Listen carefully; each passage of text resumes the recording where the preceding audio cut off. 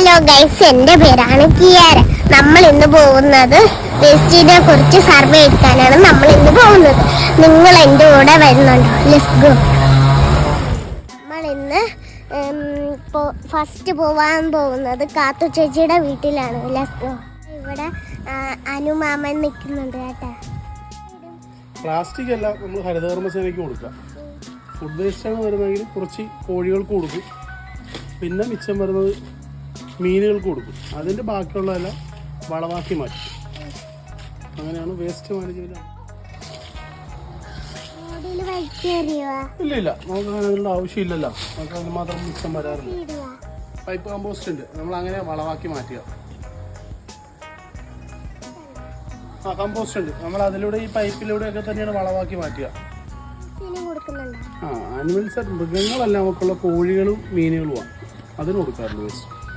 പ്ലാസ്റ്റിക്കിനെ കുറിച്ചാണ് പറയാൻ പോകുന്നത്. ഇല്ല, പ്ലാസ്റ്റിക് ആണ് ഒരു സാധനം വലിച്ചെറിയാറില്ല. വാട്ടർ ഫാമിങ്ങിന് ഉപയോഗിക്കാറുണ്ട്. അതെ, ഫാമിങ്ങിനാണ് ഉപയോഗിക്കുന്നത്. അടുത്തായിട്ട് നമ്മൾ എവിടെ പോണേ? അടുത്തതായിട്ട് നമ്മൾ പോകുന്നത് രാജു മാമന്റെ വീട്ടിലേക്ക്. വീട് കേട്ടോ.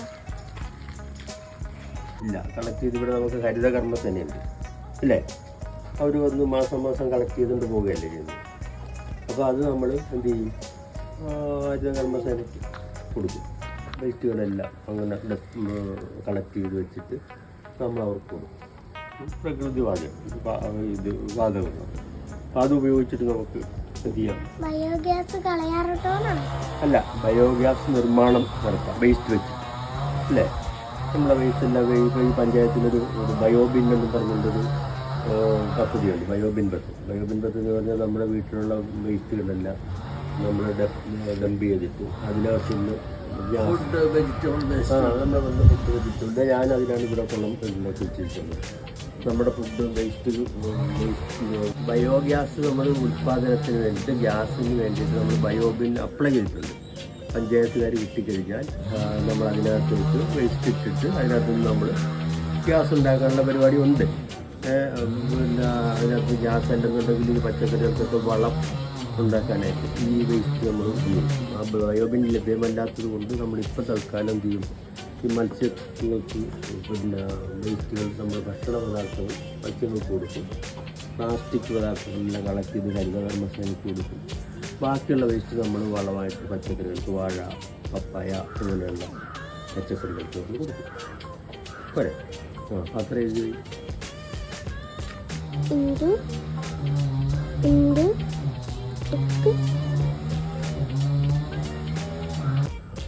റീസൈക്കിൾ ചെയ്യാനുള്ള പദ്ധതികളിലേക്കൊന്നും നമ്മൾ വന്നിട്ടില്ല.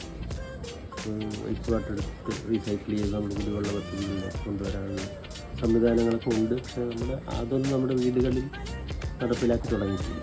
നമുക്ക് വീടുകളിൽ നല്ല ശുദ്ധജലം ലഭ്യമാണ്.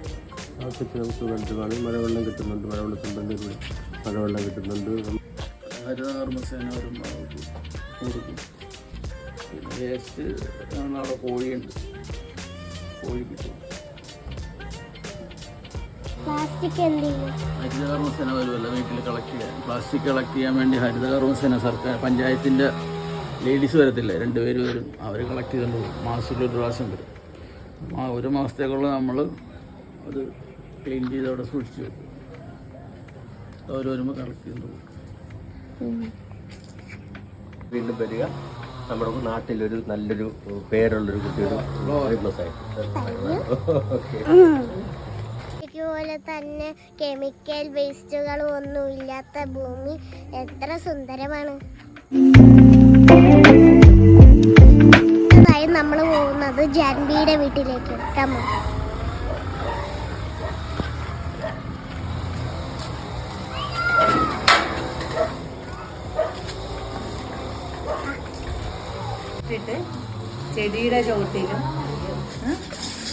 ചെടിയുടെ ചോട്ടിലും വാഴയുടെ ചോട്ടിലും പപ്പായയുടെ ചോട്ടിലൊക്കെ ഇട്ടിട്ട് മണ്ണിട്ട് മൂടും. കൊടുക്കും, തീർച്ചയായിട്ടും കൊടുക്കും. 50 രൂപ നമ്മൾ എല്ലാ മാസവും കൊടുക്കും. പ്ലാസ്റ്റിക്കും കൊടുക്കും. ചാക്കിലാക്കി വെച്ചിരിക്കും, അവർ വന്ന് കൊണ്ടുപോകും. ഇനി വല്ലതും ഉണ്ടോ? അതൊക്കെ തന്നെ ഈ ബക്കറ്റിൽ തന്നെ സൂക്ഷിച്ചിട്ട് കുഴിച്ചു മൂടിക്കണം.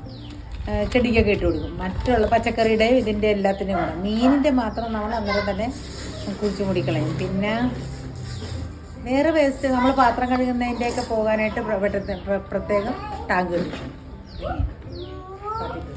ഓക്കെ. സുധർമ്മ ഗോപാലൻ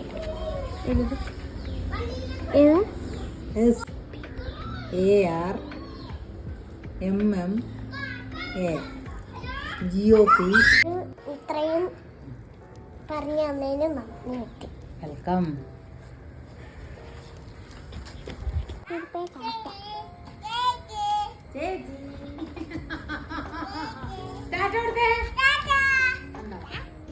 ഇത്രയുള്ള വീഡിയോ നിങ്ങൾക്ക് ഇഷ്ടപ്പെട്ടെങ്കിൽ ലൈക്ക് അടിക്കുക, സബ്സ്ക്രൈബ് ചെയ്യുക, ഷെയർ ചെയ്യുക.